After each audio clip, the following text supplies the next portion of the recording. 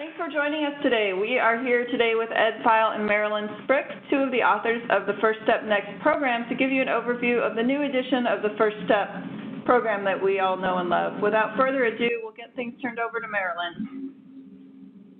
Welcome to our Spotlight on First Step Next. We're delighted to have you on board for this webinar.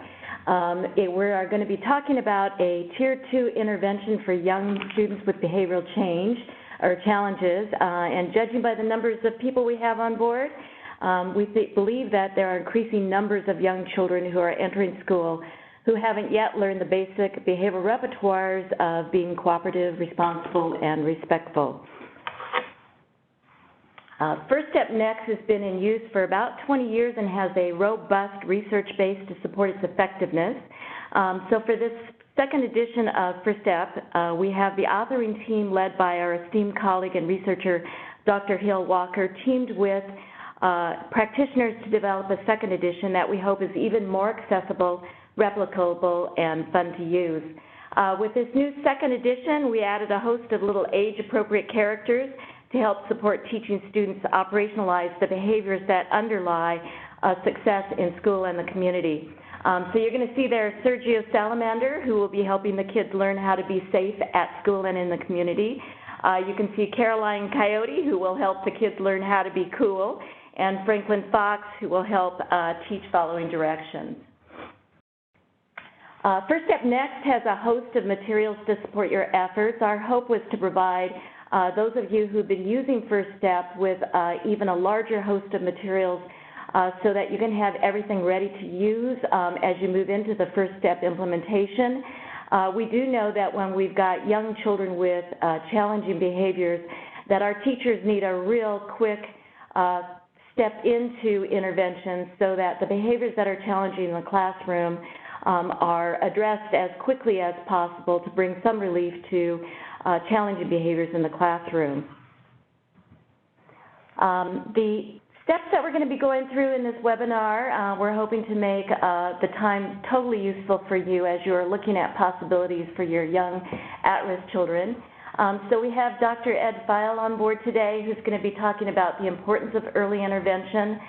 With First Step Next, we are talking about an intervention that requires time, so we have to have a real clear understanding of whether that time up front is where we want to put our energies.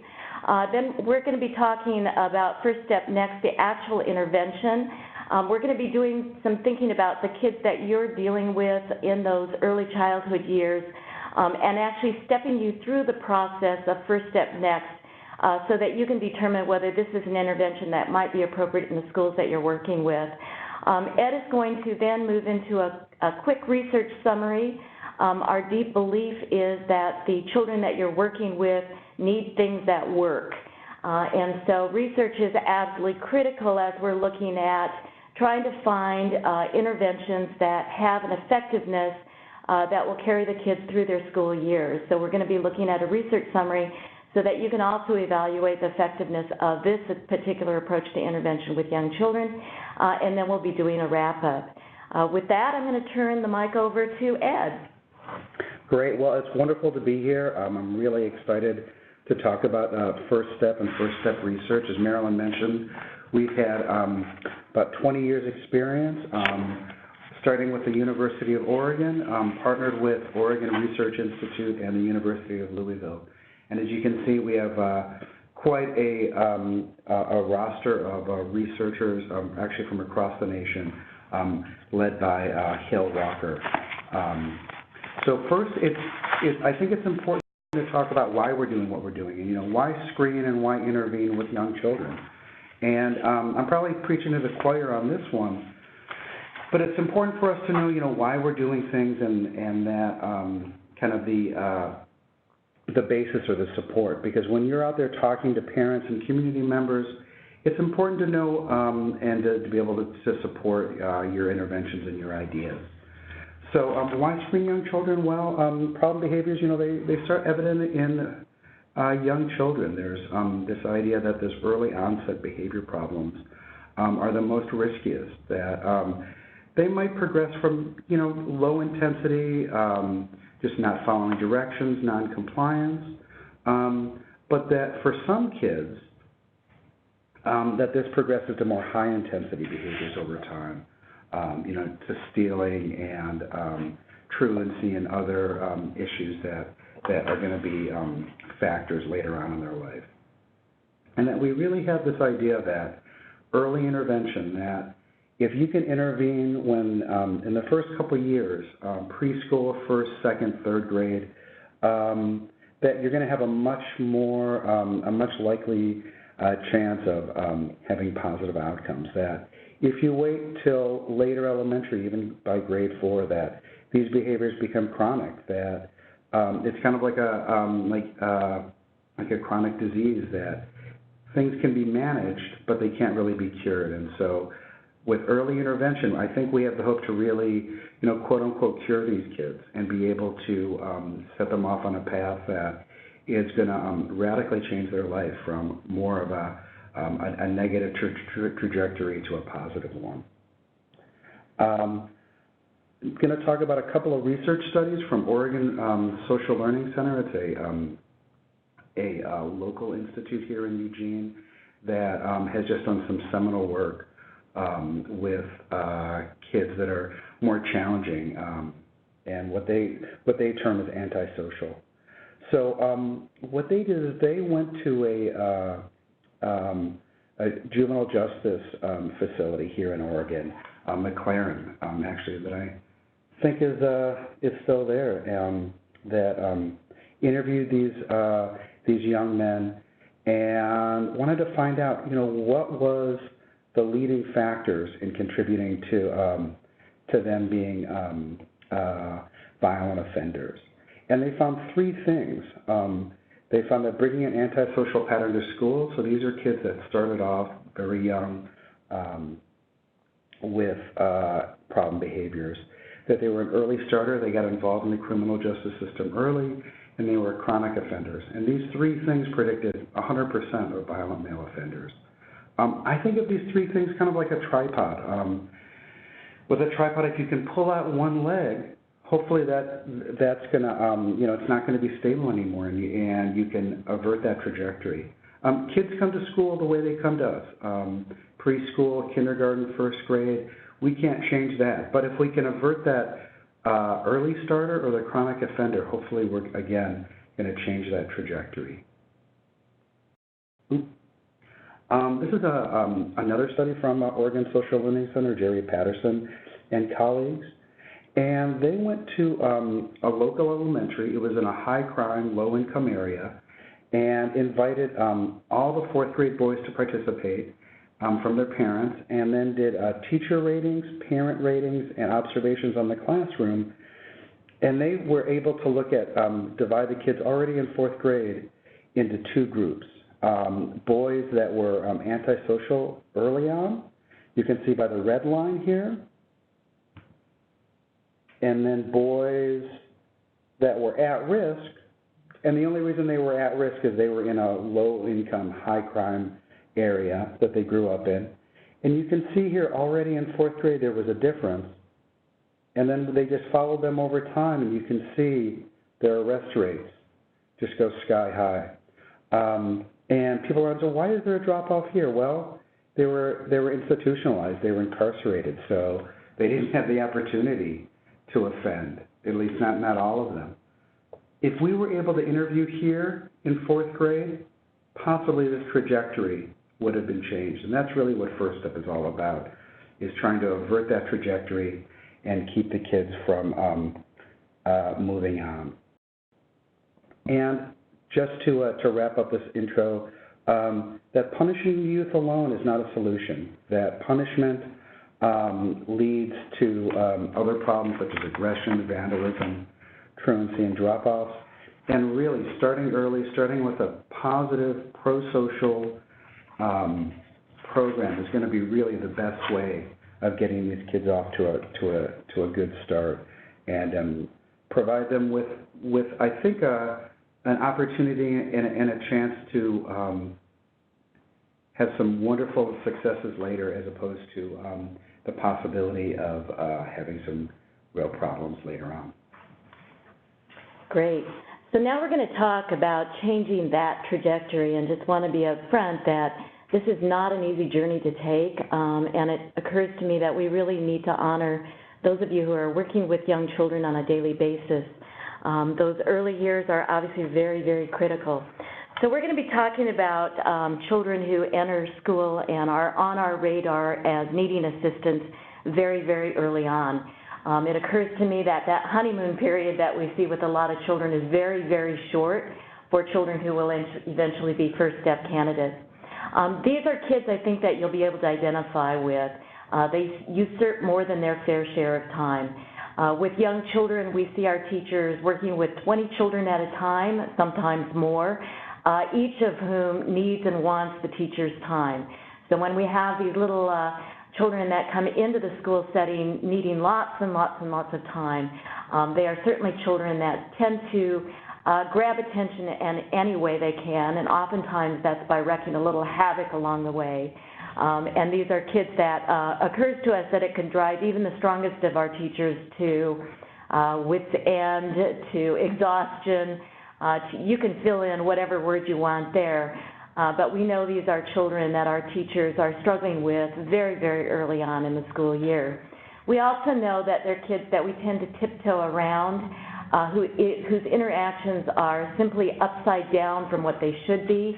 Instead of grabbing attention by being appropriate, they grab attention by doing something that demands our attention.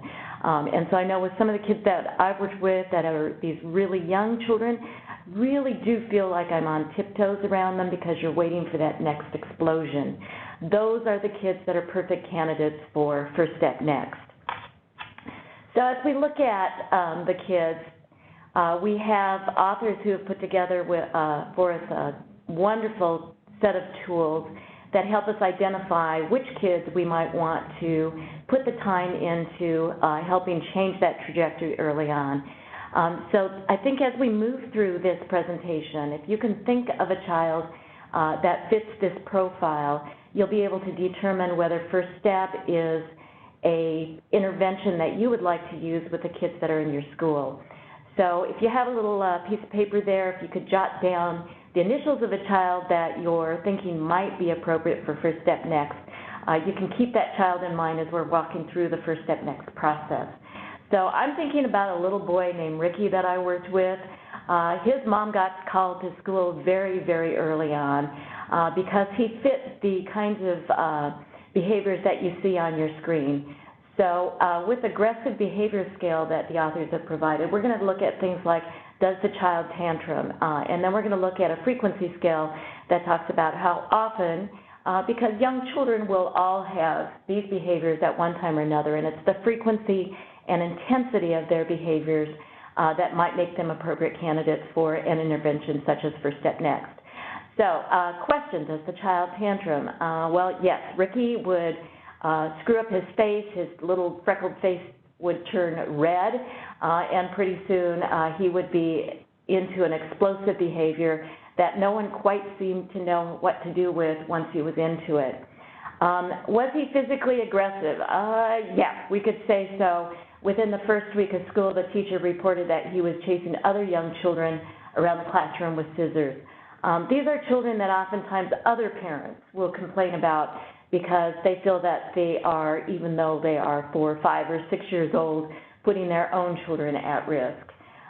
These are children who may damage the properties of other kids. We had Ricky at times pulling posters off the wall and picking up the papers of other children and ripping them up. Those are certainly destructive tendencies that cause great consternation in the classroom. These are kids that also suddenly or display inappropriate affection or cry. So we've got impulsiveness going on. They ignore teacher warnings or reprimands. Sometimes they make lewd or obscene gestures, and they're often teased or neglected by their peers. Ricky was avoided by the other kids because they were, quite frankly, afraid of what he might do with them.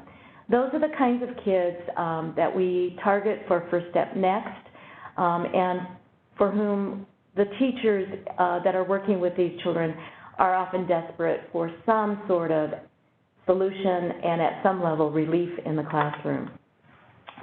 So The First Step Next intervention, what does it take? It takes approximately 30 program days.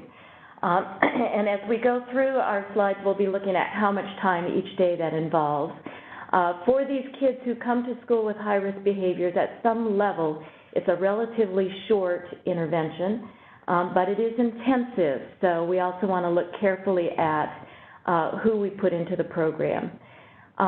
Who is involved? We have a partnership. What we found with kids who have difficulties like our Rickies, it involves many people working to change that trajectory. So we involve a parent or caregiver. We want to transfer behaviors across settings so we can look at consistency and congruency. We look at obviously involving the teacher who's dealing with those behaviors on a daily basis. And then we look at a behavioral coach who actually functions as almost a one-on-one tennis instructor for the child, but only as a behavioral coach as opposed to an athletic coach. Then we're looking at how long does it take. We have 7 days with a coach doing one-on-one lessons with the child, and then in-classroom coaching for 7 days. And then we look at passing the baton to the teacher. So the teacher does about 23 days of in-class coaching. Obviously, the teacher is still going to be working with the other 20 children in her class. So First Step has masterfully come up with procedures that are doable by a teacher who's also teaching and managing 20 other small children. We're going the wrong way. Sorry about that. Okay, First Step Next involves 4 major steps. We're going to start with screening and eligibility. Then we're going to look at how to build those partnerships between the coach, teacher, and parent. We're looking at taking the procedures into the class so we can textualize practice and coaching. And then we're looking at maintenance phases and troubleshooting as we go along.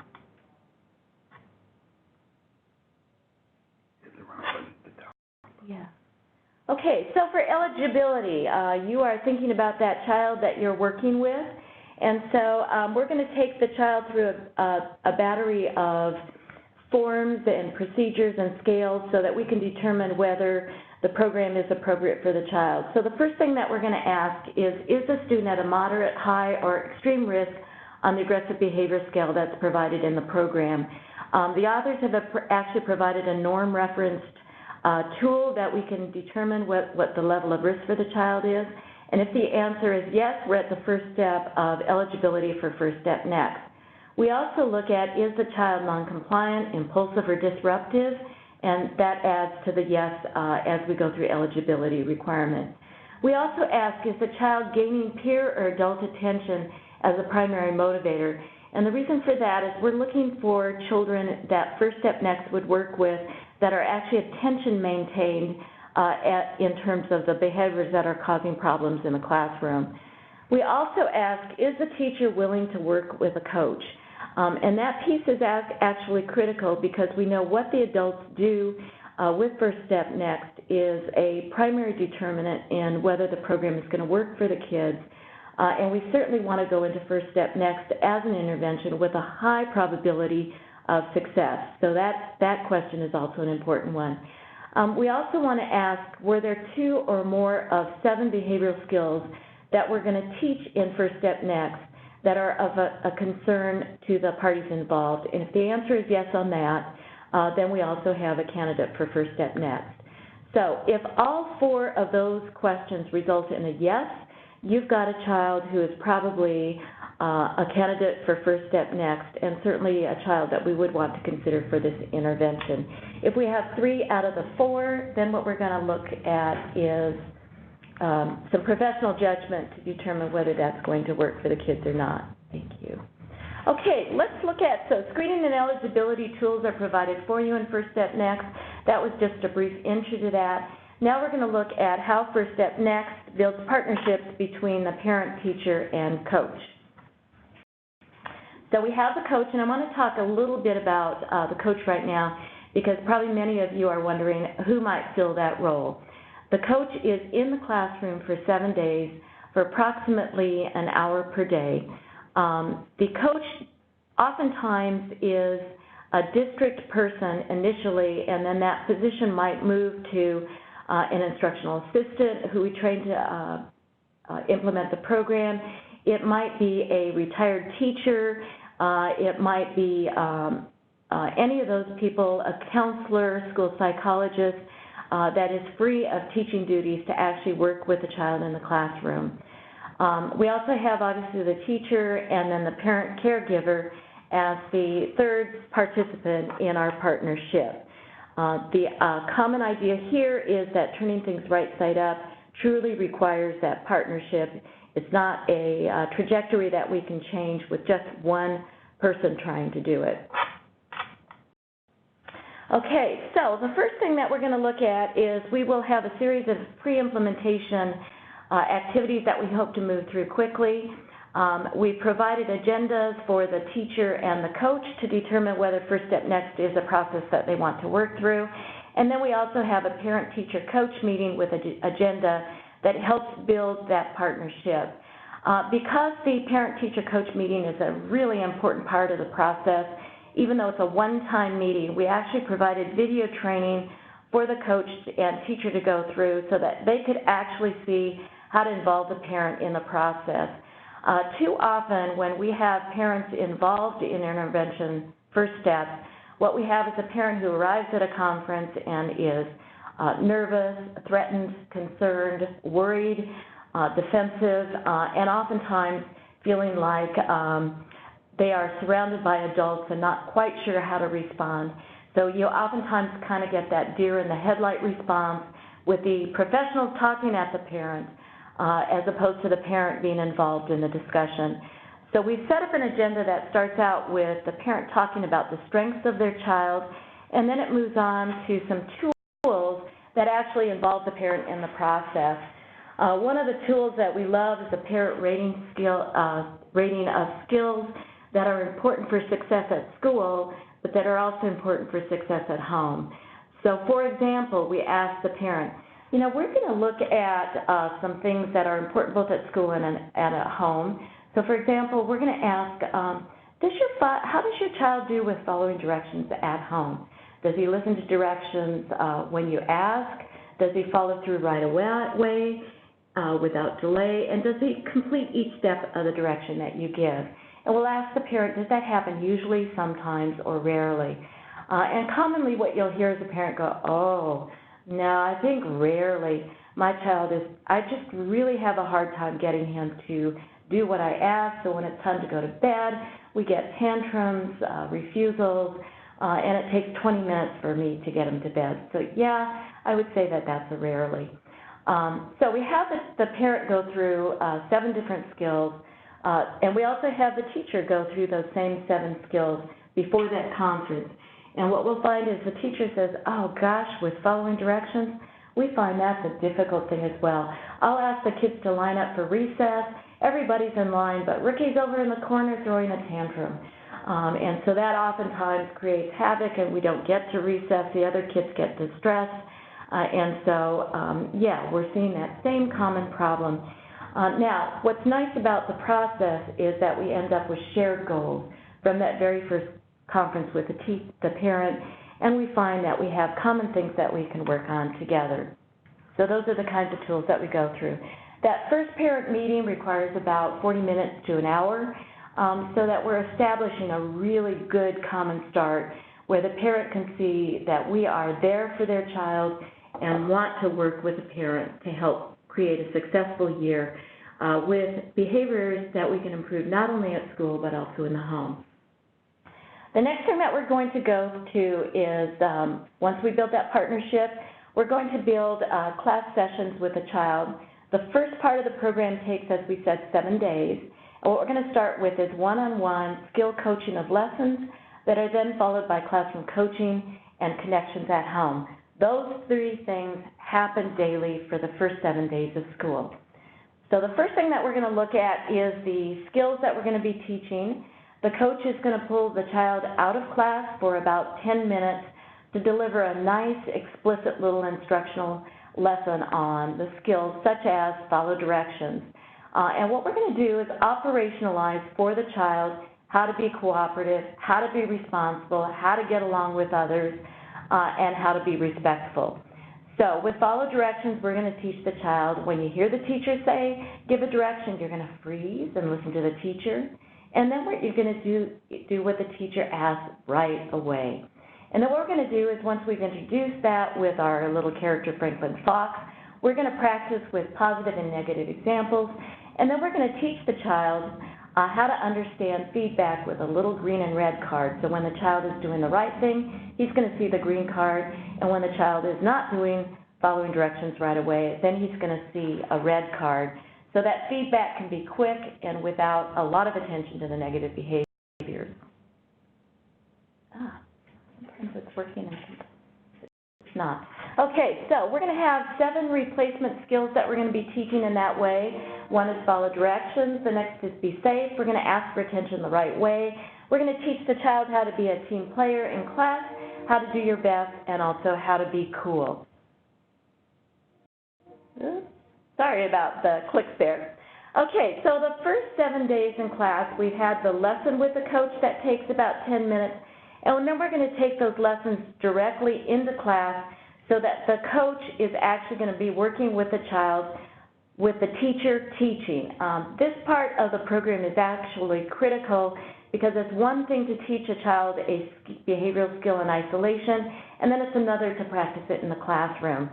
So while the teacher is busy teaching, we've got a one-on-one coach in the classroom giving the child primarily nonverbal feedback so the child can understand, oh, this is how I do that behavior that I practice with the teacher one-on-one. Here's how I do it in the classroom.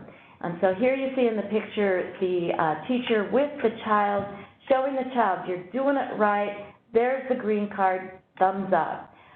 This particular part of the program also comes with video training so the coach can actually see how to give the child ongoing feedback while the teacher is teaching. The classroom coaching sessions last from 20 to 15 minutes. The researchers have done a marvelous job of scaffolding the instruction and the coaching so that we gradually increase the amount of time where the child is actually practicing the behavioral skills in the classroom.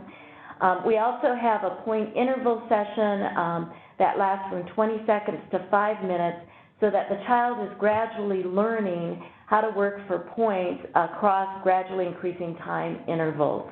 So here you see we also have peer involvement, and the child is actually working for a class reward, and you have the class, the teacher, the coach, the parent, all cheering the child along. And so here you see a child's classroom clapping because the child has made his points during his class practice session with the behavioral skills that we've taught.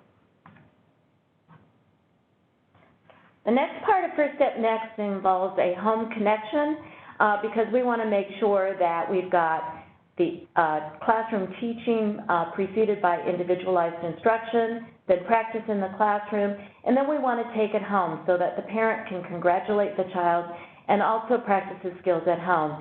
So here you see on the screen a little daily home connections note that goes home. There's a smiley face that shows, wow, Johnny did a really good job. He earned the points that he was supposed to be working on today. And then the parent delivers a little home reward that goes along with this. If the child doesn't make his points, what we want is no attention, a little attention for it.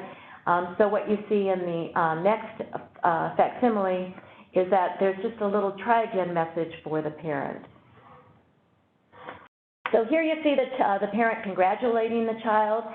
Because First Step Next involves a parent component, we actually have a little video training that goes along with that teaches the parent each day to sit down with their child, go through the things that he's done well, give him a high five, give him a little reward that goes along with it. And then the next thing we have the parent do is involve the child in a little lesson at home that involves a coloring book format. So if we're teaching following directions at school, we're going to teach following directions at home with a little coloring book format that also builds positive interactions between the child and the parent. The coach time then is 7 to 10 days. It requires approximately 1 hour of the coach's time, and with gradually increasing in-class sessions and point intervals that gradually increase over time. So we're gradually teaching the child to be independent with good behaviors in the classroom over time. So the coach phase in the classroom is 7 days with approximately 1 hour per day. And then we have the coach and teacher working together for another 2 to 5 days in the classroom with a transition of the red and green card procedures and class celebrations. And then we have a teacher phase where the teacher is primarily operating the program with that little green and red card around her neck or in a position that makes it easy for her to give the child feedback with longer and longer intervals across time. So it does involve the teacher, first with the coach getting the child ready for the process, and we're gradually increasing the time intervals so that we're working for a full day. So what we're looking for is consistency and congruency between the coach, the teacher, and the classroom, and eventually getting the child so that they're working for longer and longer periods of time, understanding many of the behaviors that we just assume the children should come to school with. The next, so the teacher phase, that's the 8 to 20 days or 30 days, depending on how the child needs it, transfers that green and red card game to the teacher by day 8. We have the gradually increasing point intervals from 5 to 10 minutes, and in gradually increasing session lengths from that 1 hour to all day. So that slide basically summarized the transitioning process from all day into the classroom, with the child basically demonstrating appropriate behaviors mostly through the day. With our high-risk children, we know the trajectory is not going to be 100% consistent all day long from the very get-go. It's a gradually shaping process.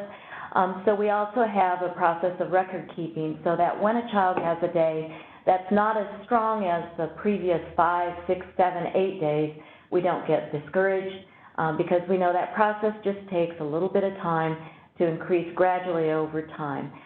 First Step Next has a wonderful track record of success, and so what we see is that there's a lot of time up front in it, but what we are doing is trying to change that trajectory with a pretty intensive program to start out with less and less time over the course of the school year.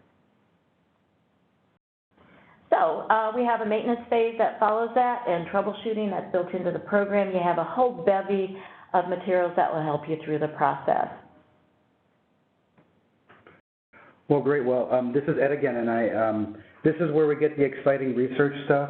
Hopefully I can keep everybody awake for the next couple of minutes talking about research, but this is really what drives me and really showing that and demonstrating that the program is effective, and that's very important when you're talking to parents, community members, the school boards, and documenting that it's an empirically or research-based practice. So the first step research project was a model demonstration grant from the U.S. Department of Education. It was randomized, so we took kids and we flipped a coin as far as who got the intervention first and who got it second. It was a wait list control. So all the kids did get the intervention eventually, but we were able to compare between the initial kids and the wait list kids. And then from there, it's been, we got some very nice results, and we've just been expanding our research base for about the past 20 years. We've done diverse student populations, African American, Native American, Latino, Native Hawaiian, Asian American. We've had diverse settings from preschool, kindergarten, and primary grades. A preschool is very different from a kindergarten, but we found that the first step research and the first step principles are really core components that can encourage that positive behavior and make some very nice positive behavior change. We've done diverse disorders and more higher risk populations, so ADHD, and more the tertiary level, or if you're knowledgeable of the PBIS triangle, those kids in the red area. We've done some modifications to First Step to make it appropriate for that as well. So really a robust program. We've used it with over 2,000 kids, K through 3, as I mentioned. The last 15 years, actually closer to 20, I should correct that. And we've had implementation sites across the U.S., Canada, Holland, Norway, Turkey, Japan, Australia, and New Zealand. So it's been just wonderful the way that it's taken off across the world and really looking at promoting these positive strategies. In our research plan, we have a mix of single subject and group designs. I think it's important to look at both smaller groups and let's say, targeted research with just a few children, looking at what's maintaining and what's changing the behaviors, as well as larger randomized group designs. Today I'm going to talk briefly, just for about 5 or 10 minutes, about the model demonstration with kindergarten kids that started this off, a single subject study with twins in kindergarten, very interesting. Next, with a large, diverse urban elementary population in the primary grades, and then finally with our preschool adaptation. So with the model demonstration grant, as I mentioned, with about 46 kindergarten children locally here in Eugene, about a quarter female, about a third were special ed, a third were receiving free or reduced lunch. And we were very, very encouraged that we saw significant reductions in negative behavior, but I think more importantly, increases in positive behavior. So based on this, as you can see here, we did a follow-up, and you'll see a very nice difference here in adaptive behavior. I know it's probably hard to see on these slides. I'd encourage you to download them and look at them a little closer. But hopefully you can put on your reading glasses now, as I need to, and see that with the adaptive scale, we saw some very nice increases and then consistency over time. In maladaptive, or more negative, we saw a dramatic decrease. One thing to note is that these boxes are the norm areas. So while we were able to provide some real intervention here, we were only able to see in a few of the measures here, the classroom observation, we got some nice consistency over time, but it was still difficult to get increasing this adaptive behavior to the normative level. So these kids, while there are some really great gains, these are tough kids, and to say that they're going to be getting all the way to typical kids, hopefully over time that's going to happen. We have them getting close, and at least on some measures coming in within there. This is a twin study, and this is a single subject study. So every day we looked at their academic engage time, which is the blue line, as well as more negative behaviors. And these are two twins, twin 1 and twin 1A. And as you can see here, once the intervention is implemented, the first step intervention, look at this engage time coming up and the negative going down. And then with the other twin, it's all over the place until the intervention comes in. And then we see that same pattern. Just great, amazing results. And so going on to our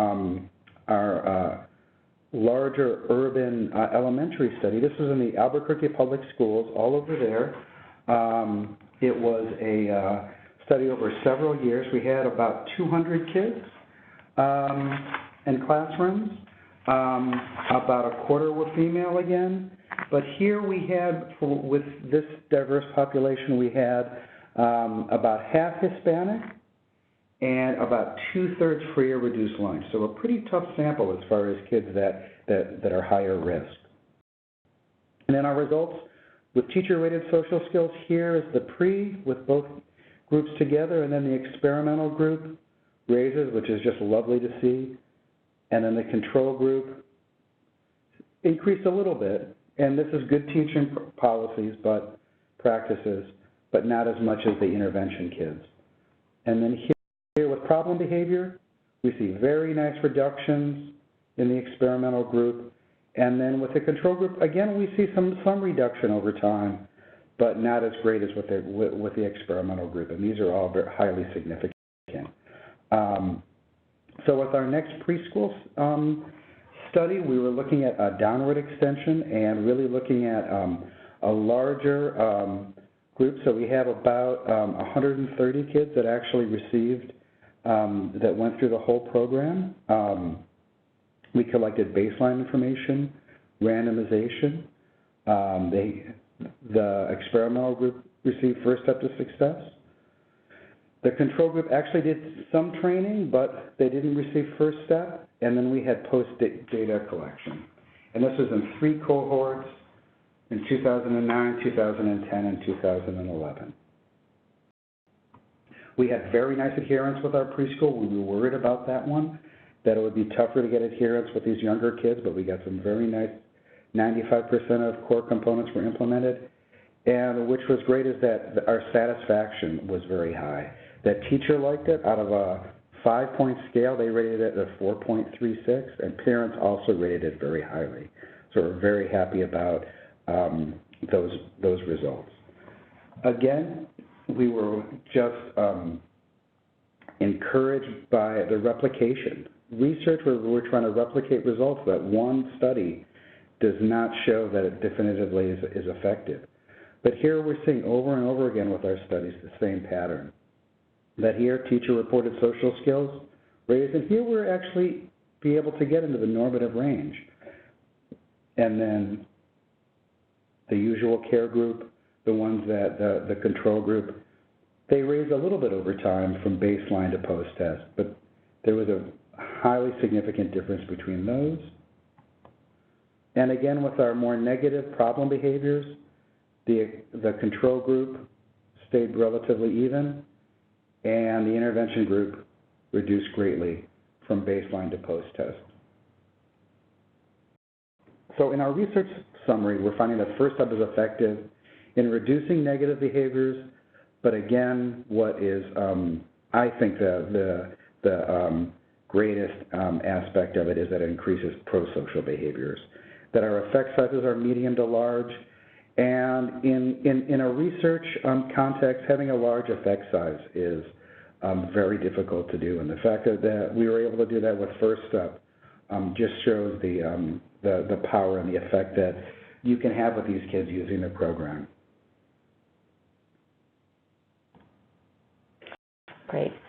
So what we're seeing is that with First Step Next, what you have is this wonderful consistency of efforts, and certainly a huge payoff for that. So with the effect size being large, we're thinking these are go-to-the-moon kind of results with very, very high-risk kids. And the level of research that's been done on the program is absolutely phenomenal. So we feel very, very comfortable taking this process into the schools because with the time spent, we want to make sure that we have a high probability of success for these very, very difficult kids. And the sideline gain is we also have positive effects for the other children in the classroom, who of course our teachers are very concerned about, and also for the teachers themselves, so that they can go home with a sense of jubilation as opposed to a sense of, I'm exhausted at the end of the day with one of these very high-risk kids in my classroom. So the consistency of efforts is we've got behavior taught by a coach. We know that classroom teachers who have 20 kids sitting in front of them each day don't have the time to do the one-on-one instruction that these children need to learn behaviors that we actually wish had come from the homes. We also have behavior reinforced in the classroom by both the coach and the teacher initially, and then eventually by the teacher. And then we have the behavior actually taught and reinforced in the home. So it's that concerted effort that we believe makes a big difference with the children that are so very high risk. And the great excitement is that we can possibly change that trajectory as they move through the school system. So we want to reinforce the idea with these real high-risk kids that we don't have panaceas for them. But with First Step Next, we certainly see an incredibly powerful option for students who will not be successful without an intervention. And with that we are absolutely certain of with these really difficult, challenging kids. They need help early on, and that help extends not only to the child, but to their teacher and to the peers in the classroom. We know the intensity of any intervention is going to vary by student. So some of these kids that we're working with may also need a combination of procedures of, for example, First Step Next with procedures that will be used if the child is moving into behavior that could cause harm to himself or to others. So we also need emergency procedures put into place, and those would need to be consistent with your state and district guidelines and requirements. So a great hope for these kids, but a long road ahead as we keep them moving towards being highly successful in our classroom programs. Towards that end, we've provided you with a whole host of materials. Student records are all provided for you, forms, ways to keep track, data to make sure that the kids are making progress so that you can problem solve when you need. All of that's provided for you so you don't have to be making it up. We also have a teacher's workbook that provides the teacher with very nice, easy, step-by-step procedures to follow so that the implementation is as easy as possible. We've got a host of easily consumed behavioral tips that will help the teacher make it through the school day and be as effective as possible with all of our students, including the child who's most at risk. And then we have a set of family materials that include coloring books, daily checkoff activities, and those kinds of simple, easy tips that will make it possible for the parent to be deeply involved in the First Step Next process. With all of those things, we hope to provide you all with an intervention that is feasible, doable, and provides the children with a long-term prognosis of success as they're moving through their school years. We are deeply excited to provide these materials for you and hope that it might provide an option for you, your teachers, and the parents and families, and obviously the children who come to us with challenging behaviors. The goal is obviously long-term success and entry into adulthood with the tools they need to be producing productive and happy adults as they move through their lives. Thank you very much for your time. And Marilyn, thanks for your time today to share an overview of these new materials with our webinar attendees. We appreciate all of you that have taken the time out of your day to view this webinar and get the information on the new First Step Next program. If you have particular questions about the program, you can reach out to us at Pacific Northwest Publishing by phone at 866-542-1490, or you can look for the program online at www.pacificnwpublish.com. Thanks again.